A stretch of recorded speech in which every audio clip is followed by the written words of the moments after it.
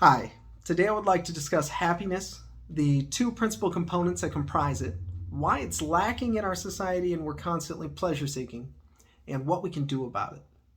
So, first up, when I say happiness, I mean real, robust, durable happiness. Well, what are the two things that make that up? Well, they're meaning and pleasure. It's both of those things occurring simultaneously. It's not one of them on their own. Either is necessary but insufficient. Now, if we maximize meaning, but we minimize pleasure, we end up with martyr dynamics. That's not exactly happy. And if we maximize pleasure but minimize meaning, we end up with hedonistic nihilism. That's not exactly happiness either, right? So it's both of these things being present at the same time that we have a positive emotional state coupled with a deep sense of meaning. And that's when people are truly happy, right? You might be tempted to add a third thing to it, like security or something like that, but security doesn't exactly produce happiness, it produces peace. And that's separate. People would be very happy people, very meaningfully and pleasurable people are willing to die. They're not necessarily concerned with security. If pleasure is great enough, people will take enough drugs to kill themselves, right? So we can't say that security is a part of that. Anyway, so in our society, when we look around and we see people's behaviors today, what does it look more like? Does it look like a martyr dynamic, or does it look like hedonistic nihilism? Well, hedonistic nihilism. We see all kinds of addictions. We see drug addiction, we see cell phone addiction, just electronics addiction in general, right? People are really, really pleasure seeking. And so that must mean that they're lacking meaning, right? So how do we remedy that? Where does meaning come from, right? A lot of people talk about there being a meaning crisis, but they don't say how to revive it. Well, meaning is something that's born out of sacrifice. When you defer your own pleasures and preferences, predilections, in service to something else, when you subordinate your own preferences to something else, that's what produces meaning in your life. Now, previously in history, there were a lot of aspects of our everyday life that required us to do that. And so it inherently produced meaning. Just surviving was meaningful in previous times. Now, that's not necessarily true today in affluent societies. And then on top of that, many of the social structures that imposed commitment from the outside, right, aren't there anymore. People don't tell you that you have to stay together with your partner when you get married anymore. People have more relaxed views about abortion and birth control and things like that. All the things that would typically be coupled to commitment and sacrifice now are kind of up to your own decision. And people don't really have a lot of say in that. And that's good in one way.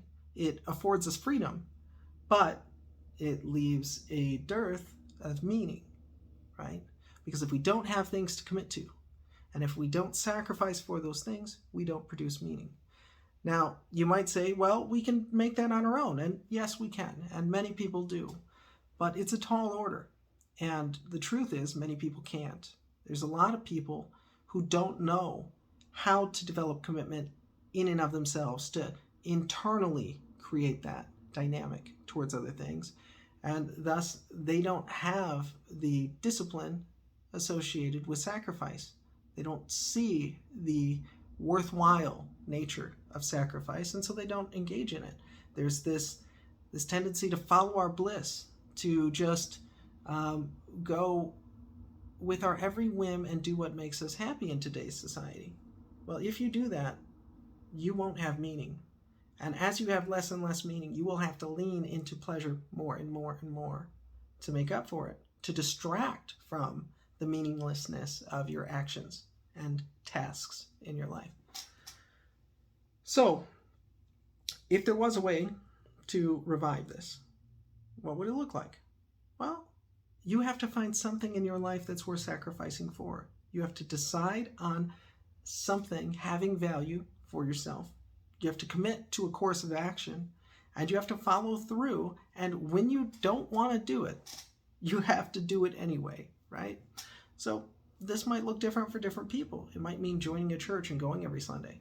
It might mean buying a dog and taking it out to walk in the rain when you'd rather stay in your nice warm house, right? It may mean taking a job and sticking it out even though you want to quit and your boss is an idiot. All of those things are going to provide some kind of meaning.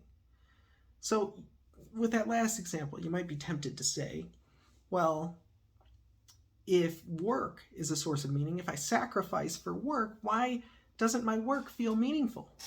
Well, because you're not sacrificing for work. Most people don't sacrifice for work. Most people sacrifice for money, and the money is meaningful to them.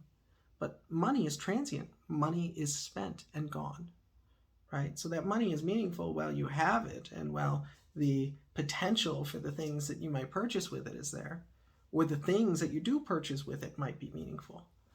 But in truth, things aren't very durable. They're not as durable as experiences and people and institutions. Those are the things that you should sacrifice for. Those are the things that last. So anyway, this was a bit rambly, but I see this as a huge problem in our society today.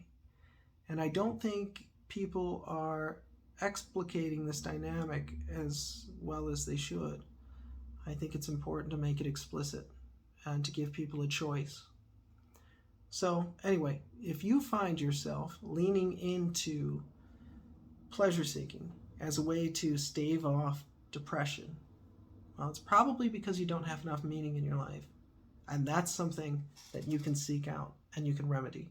And conversely, if you are one of the people that are involved in the martyr-like situation and your life is very meaningful, but you're not happy, well, you got to find some way to introduce some pleasure there. And you might not be able to immediately in a large degree, but find whatever you can and do it little by little. It'll make a difference over time. And when you find the appropriate balance between those two things in your life, you'll find that you can withstand a lot of blows from fate in different directions. Because when you don't have meaning, you'll have pleasure there to sustain you. And when you don't have pleasure, you'll have meaning there to sustain you. But you got to have both. So anyway, I hope this was informative, and I appreciate you. Take care.